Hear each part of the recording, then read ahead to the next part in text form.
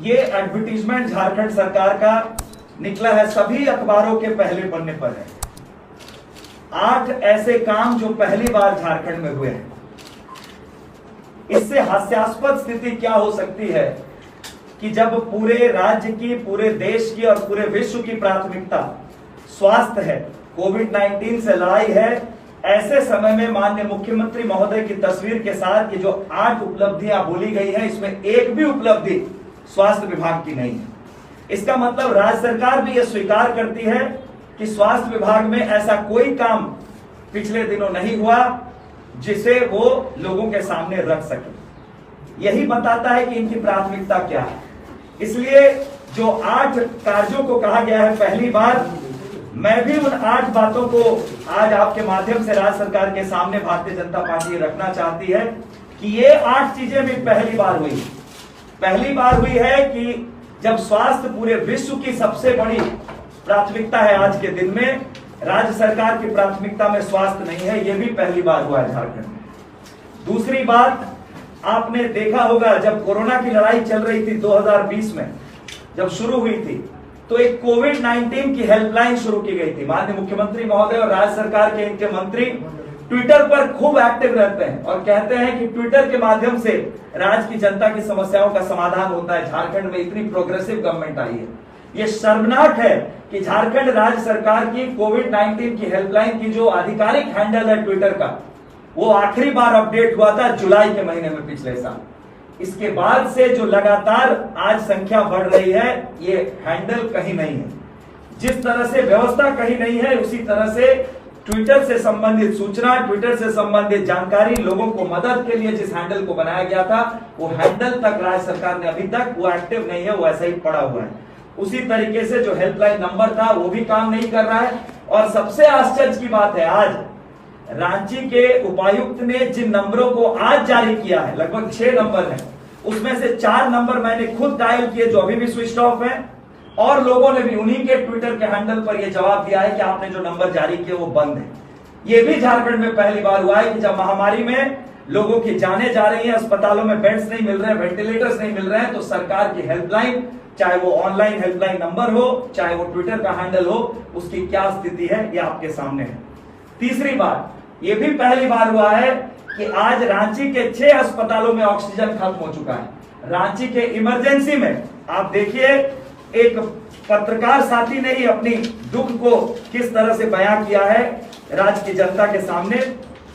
उन्होंने स्पष्ट रूप से कहा है कि मैंने भी मुख्यमंत्री जो सहायता कोष था उसमें डोनेशन दिया था, मैंने भी उसमें अपना दान दिया था, लेकिन आज वो मांग कर रहे हैं कि मेरे पैसे वापस कर दिए जाएं, क्योंकि वो अपने रिलेटिव को लेकर जब रांची के रिम्स के इमरजेंसी वार्ड में जाते हैं, उन्हें कहा जाता है ऑक्सीजन खत्म हो चुका है। ये भी पहली बार हुआ है।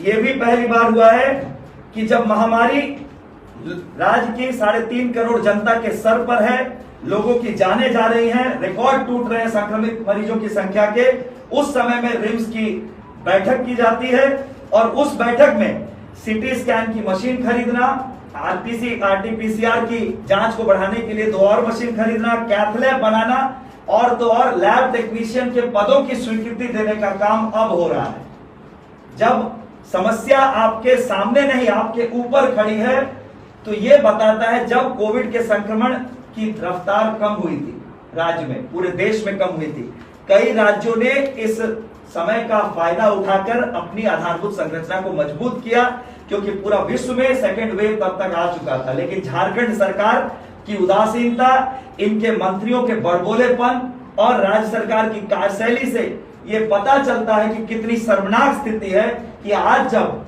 रांची में बेड नहीं मिल रहे हैं, लोगों को वेंटिलेटर्स नहीं मिल रहे हैं, तब राज्य सरकार मीटिंग कर रही है कि अभी इन्हें उपकरण खरीदने की आवश्यकता है। यह भी पहली बार हुआ है।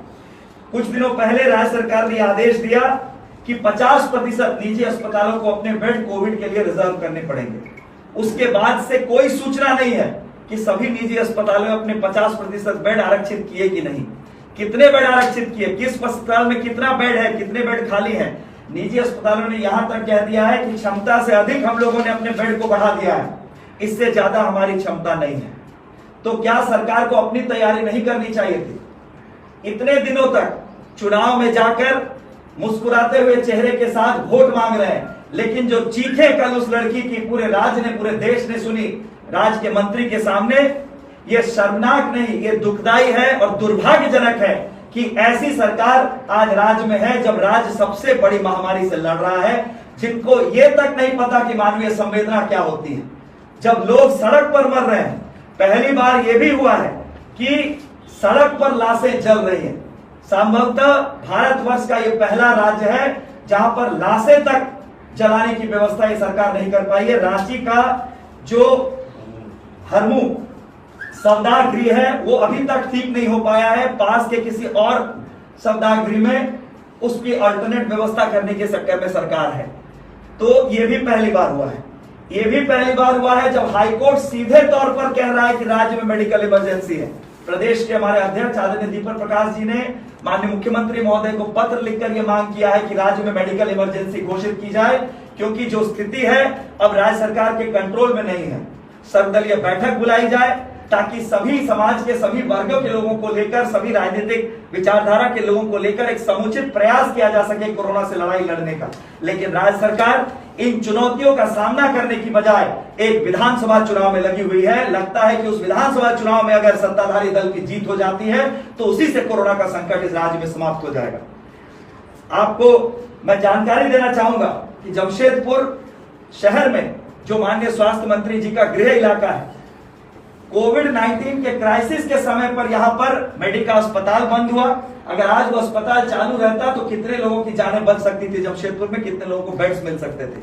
मेडिट्रीना हॉस्पिटल भी आज की परिस्थिति में बंद है। किन कारणों से बंद है, ये निश्चित रूप से राज्य सरकार को इसका जवाब देना चाहिए, जिला प्रशासन को भी जवाब देना चाहिए। किन कारणों से दो मुख्य अस्पताल जिन्हें आज यहाँ की जनता की सेवा में उपलब्ध होना चाहिए था, वो दोनों के दोनों अस्पताल बंद पड़े हैं। ये 8 बिंदु जो मैंने आपके सामने रखे, ये भी झारखंड में पहली बार हुए हैं। इसी तरह से स्वास्थ्य विभाग को और माननीय मुख्यमंत्री महोदय को अखबारों में निकालना चाहिए विज्ञापन कि ये 8 चीजें भी पहली बार हुई है जब महामारी का संकट इस राज्य को झेलना पड़ रहा है। तो हाईकोर्ट ने राज्य के सचिव पर यह कमेंट किया है, आप देख सकते हैं। हाईकोर्ट ने यह कमेंट किया है कि पत्थर की मूर्ति बन गए हैं राज्य के सचिव।